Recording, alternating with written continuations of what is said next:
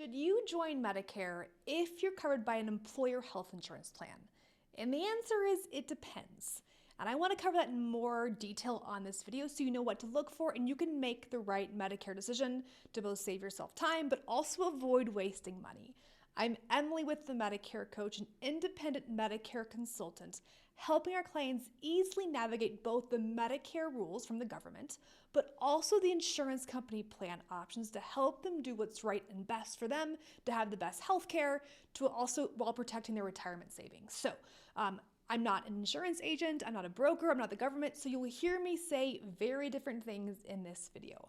Also, down below, I will share some extra resources to give you a head start when it comes to Medicare to quickly and easily make your right Medicare decision. So, if you are on an employer plan, should you join Medicare?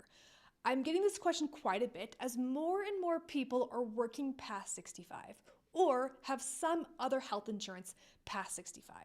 So let's talk about what do the rules say and how do you decide what's right for you.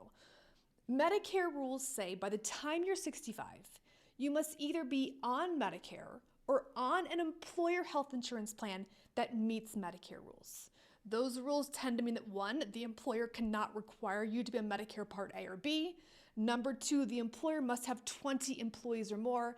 And number 3, their prescription plan must be creditable. They're legally required to confirm that for you every single year. I cover all this in more detail in other videos. My point is this: if your employer plan meets Medicare rules, you are not required to join Medicare. And in many cases, what I don't want you doing is both paying for an employer plan as well as paying for Medicare. Now, there can be some confusion around that because people will say, I'm on an employer plan, but it's a retiree plan. Well, that's not an active employer plan, so that does not meet Medicare rules. So retiree plans do not usually meet Medicare rules, nor does COBRA, Marketplace, Medicaid, veteran benefits, things like that. So again, I want to be clear that the only reason why you would not join Medicare, the main reason why you would not join Medicare is if you have an employer health insurance plan that meets Medicare rules. Now, some people will say, okay, Emily, I have an employer plan or a spouse's employer plan and it meets Medicare rules, but can I just join Medicare Part A? Part A is an apple. And the answer is, it depends, right? So if your employer plan meets the Medicare rules, you don't have to be on any part of Medicare. Now, some people will choose to join Medicare Part A anyway.